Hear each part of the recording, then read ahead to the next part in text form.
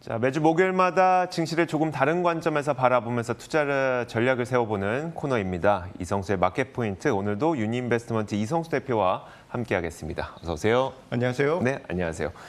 항상 조금 어려운 주제를 들고 오셨는데 오늘은 어떤 주제일까요? 지난 금요일에요. 네. 기금운용위원회, 국민연금 기금운용위원회에서 국민연금의 국내 주식 비중 전략적 허용 범위, 전술적 허용 범위를 변경했지 않습니까? 네네.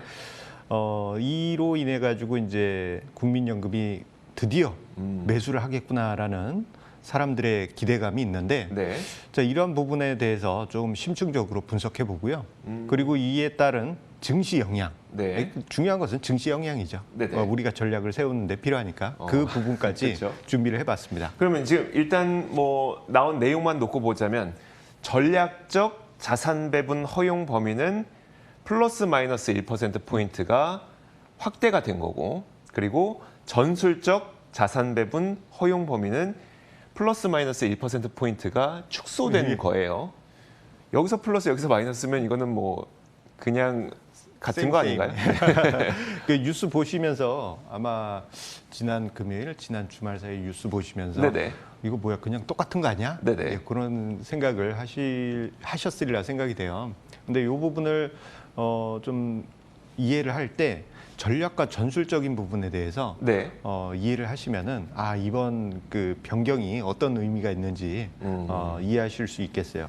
일단 이제 전략적인 부분이라고 한다면요. 우리 이제 군대 다녀오신 분들은 전략 전술에 대해서 익숙하시지 않습니까? 네. 예, 전략이라고 하는 것은 이제 자원이나 이러한 부분들을 큰 그림에서 어디에 배치하는 거고, 네. 그리고 전술적인 부분은 그 배치된 자원이나 자금이 그 현장에서 뛰어다니는 네네. 그러한 실질적인 부분이잖아요. 그래서 이해를 하실 때 전략적인 자산 배분 허용 범위가 늘어났다 한다는 것은 이것은 중장기적인 관점에서 네네. 큰 그림에서 허용 범위가 늘어난 것으로 이해를 하시고, 그리고 전술적인 자산 배분 허용 범위가 축소됐다라는 것은 네. 이것은 단기 내지 중기적인 관점. 네네. 예. 그 활동 범위가 줄어들었다라고 이해를 하시면 될 것 같습니다. 그래서 지금 시장에서 사실 작년 크리스마스 이브부터 해가지고 연기금이 매일같이 팔아서 네네. 우리 개인 투자자분들의 원성을 얻고 있지 않습니까? 심하면 욕도 많이 하시던데요. 그렇죠. 네. 그래서 그 가장 큰 이유가 이 전략적 자산 배분 허용 범위가 지난번 회의 이전까지는 플러스 마이너스 2%포인트 네네. 정도였어요. 자, 그 허용 범위에서 1%포인트 플러스 마이너스 허용 범위가 늘어났기 때문에 자, 그만큼 증가하면서 상담치가 높아지게 됩니다. 네네. 지금 기준치가 국내 주식 비중이 16.8%입니다. 네네. 이게 이제 기존의 허용 범위로는 18.8%였지만 이게 19.8%까지 상당히 높아지면서 시장에서 이제 연기금이 매도하지 않겠구나라는 그러한 기대가 국내 시장에서는 주식을 살 수 있는 범위가 더 늘어난다는 거네요. 인정할 수 있는 범위가 네네, 인정할 수 있는 높아졌다라고 범위가, 네. 생각을 하시면 되겠어요. 알겠습니다. 근데 이제 그 이성수 대표는 종종 저희 프로그램에 나오셔서도 그 국민연금의 자산 배분 비율 추정 자료를 통해서 지수가 이만큼 올라가면 국민연금 팔 수밖에 없고 이만큼 떨어지면 살 수밖에 없는 그런 자료들을 많이 보여주셨고, 그 자료들은 또 대체로 맞아왔었거든요. 그럼 지금 현재는 어떨까요? 자, 관련해 가지고 오늘 자료를 또 준비를 했는데요. 네네. 대신에 이제 이전에 자주 보여드렸던 한 달에 한두 번 정도는 보여드렸던 것 네. 같아요. 그 자료하고는 조금 달라진 부분이 있습니다. 뭐냐면은 이번에 변경안에 따른 상단치 19.8%를 감안한 부분까지도 네. 같이 표시를 했어요.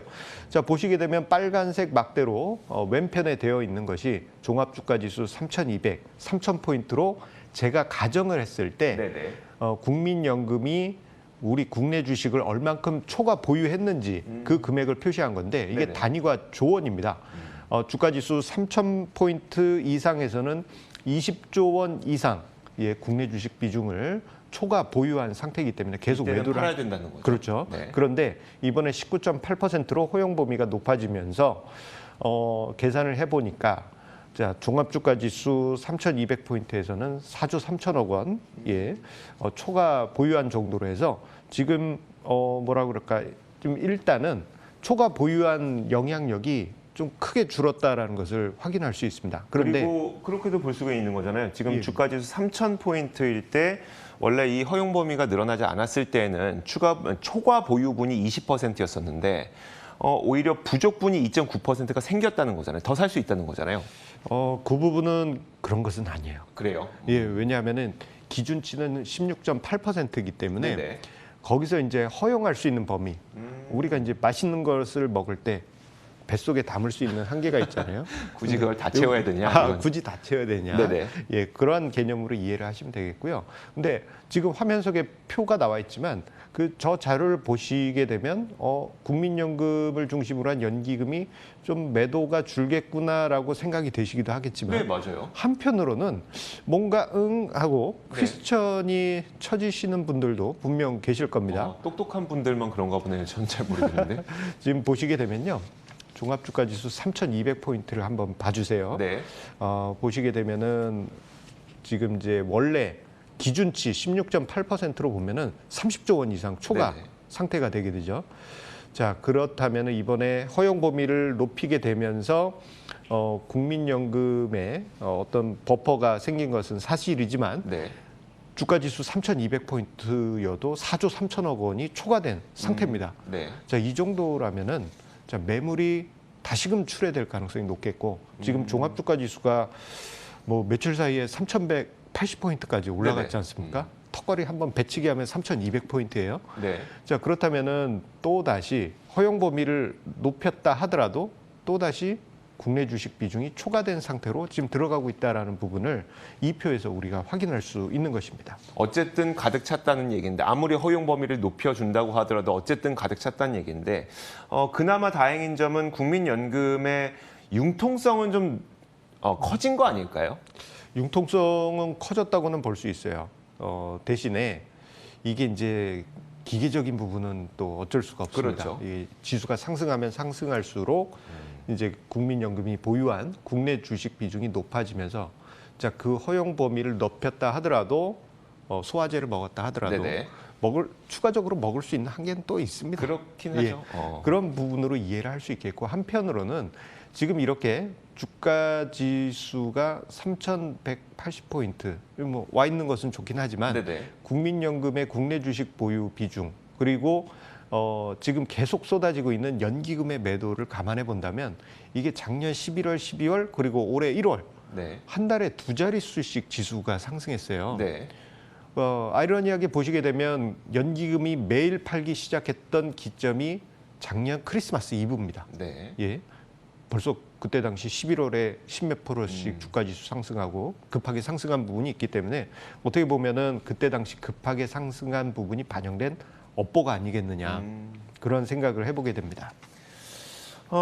그나마 이제 그래도 융통성은 커졌기 때문에 국민연금이 활용할 수 있는 여지는 좀 남아 있는 것 아닐까. 그러면 연기금의 매도는 좀 지금까지와는 달리 약간은 좀 잠잠해지지 않을까라는 그 희망은 어때요? 예, 희망 있습니다. 네. 이 부분에 대해서는 희망은 있고요. 대신에 우리가 이제 작년 크리스마스 이브 때부터 해서 2월, 3월까지 매일 연기금 매도 물량 나올 때 보시면 대략 얼추 평균해 보면 2천억 정도 됐어요. 네네. 매일 2천억 아니면 3천억. 네. 예, 따박따박 찍혔죠. 그런데 그 수치가 1,000억 원 정도로 줄어들 가능성이 높다. 그 전부터 최근 며칠 전부터 해서 조짐은 계속 있어 왔고요. 네네. 자, 이러한 영향. 매일같이 연기금발 2천억 원대의 매도가 나오다가 이게 1,000억 원 정도로 줄어들다면 네. 부담이 시장에 줄어들겠죠. 그렇죠. 이러한 부분을 우리가 생각해 보면 여러 가지 전략을 세워볼 수가 있겠습니다. 그러면 이제 증시에 과연 국내 증시에 어떤 영향을 미칠 것이냐가 가장 중요할 텐데 처음에 이제 대표님의 얘기를 듣기 시작했을 땐 이렇게 됐는데도 불구하고 연기금 매도는 계속 나온다는 거야? 라면서 약간 부담스러웠다가 불안했다가 연기금의 매도 폭은 줄어들 수 있다는 것 때문에 조금은 안도가 되는 상황이긴 하거든요. 증시는 어떻게 될 것 같다는 얘기실까요? 자, 이 설명을 드리기 전에요. 자, 우리 옛날 옛적에 그 이제 만화 좋아하시는 분은 이제 드래곤볼 좋아하시는 분들 네네. 많잖아요. 거기 보면 이제 손오공이 네. 뭐 중력 100배 이런 데서 훈련하지 않습니까? 네네. 그게 이제 매일 2천억 원씩 연기금 매도가 나왔을 때라고 생각하신다면 네. 중력 50배. 그러면 이제 지금 상황으로 이해를 하시면 됩니다. 매일 1,000억 원 수준으로. 네네. 매물이 안 나오는 것은 아니지만 부담이 줄어들었다라는 점에서 어깨에 이고 있는 짐이 줄어들 것이라는 점에서 시장에 던지는 의미가 크고요. 특히 연기금 같은 경우에는 기본적으로 자금 규모가 공룡이기 때문에 네. 패시브 전략을 쓸 수밖에 없습니다. 그렇죠. 지수 중심으로 해서 운용이 될 수밖에 없고, 자 그렇다면은 우리가 생각할 때 대형주 중심의 일시적인 지수 중심의 대형주 장세가 일시적으로 나타나지 않겠느냐. 이게 이제 뭐 외국인의 수급까지 붙어준다면 더 가시적으로 네. 나타날 수 있겠고, 이 부분이 일시적으로 나타날 가능성이 있겠습니다. 그런데 그걸 왜 일시적이라고 말씀하시는 걸까요? 일시적- 아니 뭐 예를 들어 아까 예. 손오공 말씀하셨으니까 100배 중력에서 예. 사실 50배 중력이면 날 수도 있을 것 같거든요. 그렇죠. 이 만화에서 보면 날아다니죠. 날아가니까. 네.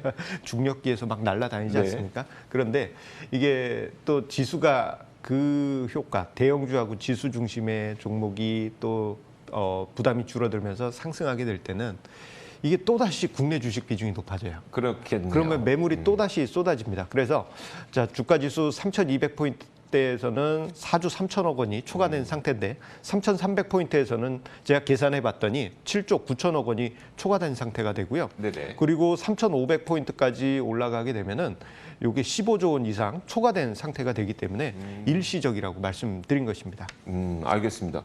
자, 그렇다면 이제 그 반대로 증시가 조정을 받게 된다면 사실 연기금 입장에서는 기계적으로 살 수 있는 그 여지가 굉장히 늘어나는 거잖아요. 그러면 어떨까요? 조정을 받게 되더라도 이게 또 소화가 됐다고 해서 네네. 예, 이게 배 속에 또 아직 계속 차 있거든요. 네. 그래서 급하게는 사지는 않을 것 같고요.